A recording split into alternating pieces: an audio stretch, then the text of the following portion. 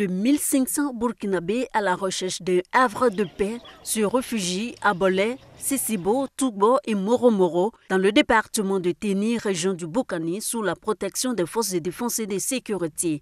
Ils viennent généralement de Farakorosso et de Alibougou, environ 15 km au-delà de la frontière ivoirienne, fuyant les attaques et menaces terroristes. Il y a eu plusieurs enlèvements et autres. Nous avons décidé ensemble de fuir le village. Et depuis que nous sommes ici, nous avons été bien accueillis. Nous n'avons manqué de rien. Avec la présence des forces de l'ordre, nous dormons bien, nous avons la quiétude. Face à ce flux massif de réfugiés, le président du conseil régional du Boukani, Philippe Ien, a fait le déplacement à Bolé dans la sous-préfecture de Tougbo, 12 km après Kafolo, où se trouve le plus grand nombre de déplacés, pour leur apporter compassion et solidarité du gouvernement. Il a également fait don de vivres et non-vivres d'une valeur de 15 millions de francs CFA au nom du ministre de la Défense, Téné Birahima Ouattara, par ailleurs président du conseil régional du Tchologo, région voisine du Boukani. Toi-même qui es chef de famille, c'est toi ici là, peut-être toi tu as 20 personnes pour nourrir. S'il y a 40 autres viennent s'ajouter, peut-être toi tu ne peux pas trouver qu'un sac par mois. Et puis tu manges au moins un sac par 2 jours. Et si on trouve quelqu'un comme ça pour nous soutenir, ça nous aide beaucoup. Les déplacés sont dans des familles. Ils ne sont pas regroupés dans une école ou dans un centre quelconque. Ces populations n'étant pas préparées pour ce genre d'événements, il est bon que l'autorité apporte son soutien pour leur permettre de pouvoir accueillir convenablement et décemment ces populations, en tout cas les mettre à l'abri de l'insécurité alimentaire. Il y a environ 4 mois, le président du conseil régional du Boukani, Philippe Ien, était dans la même localité pour assister plus de 500 déplacés. Il a annoncé d'autres dons, notamment ceux du gouvernement.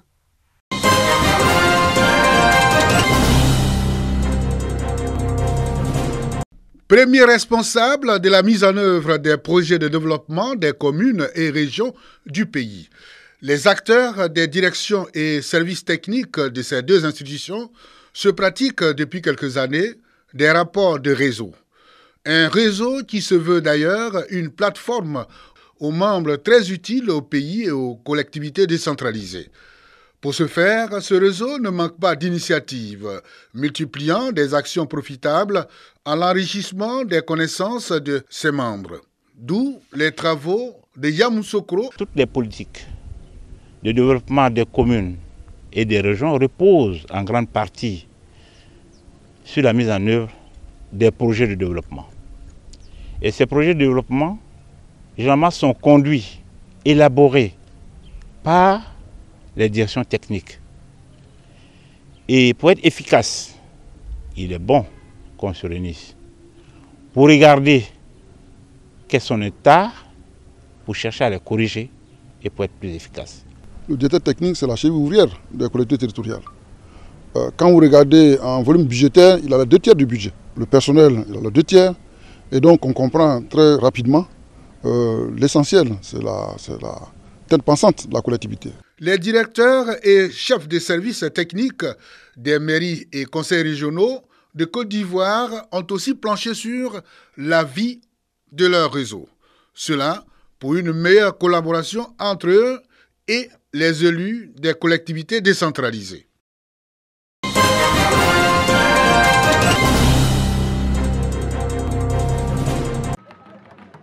Boromba, un village à 20 km de Bandoukou.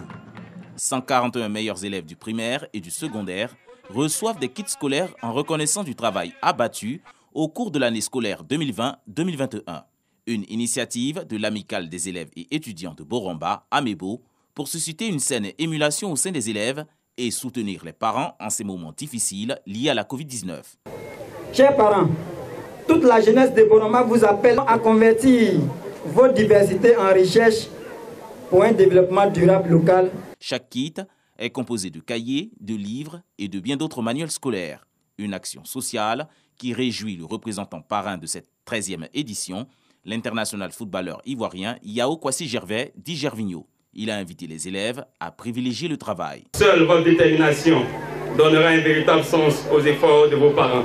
Notre champion d'Afrique demande aux parents de continuer d'accompagner ses frères et sœurs dans la réalisation de leurs rêves individuels et collectifs. La distribution des kits scolaires à Boromba a démarré depuis 2017. À ce jour, ce sont environ 400 élèves qui ont été récompensés.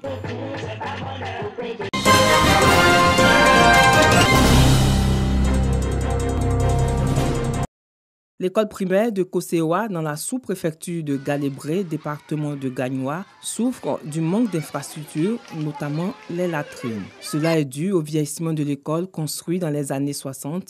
Certains élèves racontent leurs difficultés. Je rentrais en brousse pour aller à l'aise.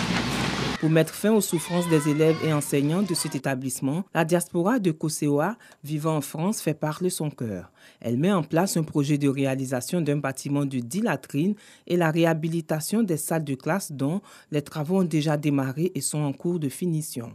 Le coût de ce don est estimé à 5 millions de francs CFA. Le but est de leur permettre d'avoir un cadre de vie sain pour améliorer les conditions d'apprentissage. C'est bon, la personne qui a construit ces latrines, qu'elle soit bénie. Lorsque je suis arrivée, mon petit neveu qui est à la maison ici, il y a 7 ans, il m'a dit, mais tata, une fois j'ai eu mal au ventre, j'étais à l'école et mon instituteur m'a dit, il faut rentrer chez toi pour faire tes besoins.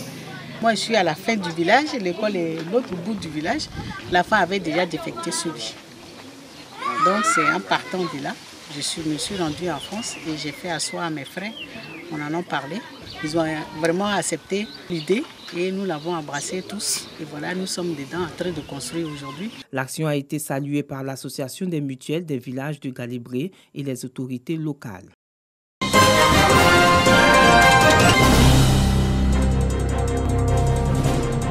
À Korgo, 40 acteurs de la filière mangue formés sur les bonnes pratiques d'hygiène de la récolte des mangues, au conditionnement en passant par la caractérisation des parasites de la mangue et les méthodes de lutte.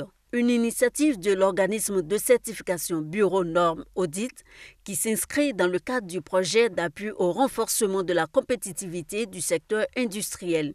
Elle vise à renforcer les capacités techniques des producteurs de mangue et des équipes phytosanitaires des vergers. La problématique donc des maladies phytosanitaires sur la mangue s'impose dans la mesure où ces maladies et ravageurs causent d'énormes dégâts dans la production de la mangue et donc freinent la compétitivité de cette filière. Il était donc important, dans le cadre de cette formation, d'aider les producteurs à mieux reconnaître ces maladies et leur donner quelques rudiments pour aider à la lutte et à prévenir ces maladies dans les champs. La mangue est la troisième culture de rente après le coton et l'anacarde dans le nord du pays. Avec une production annuelle estimée à 180 000 tonnes par an, la mangue fraîche est le troisième fruit exporté par la Côte d'Ivoire. Les fruits étant soumis à des exigences hygiéniques sur le marché international, il était donc primordial d'y accorder une attention particulière. Au niveau des stations de conditionnement, on se rend compte que l'hygiène y représente beaucoup dans l'organisation de cette activité au niveau des stations, au champ également, pour pouvoir mieux lutter contre les parasites. Si l'hygiène n'y est pas, le travail est remis en cause. Une fois la maladie connue et les moyens de lutte connus, vraiment ça nous va droit au cœur de mener cette action-là pour qu'on puisse débarrasser nos champs de ces ravageurs. À terme, seront formés 1000 producteurs, techniciens de récolte et responsables d'unités de conditionnement du Poro, du Tchologo et de la Bagoué.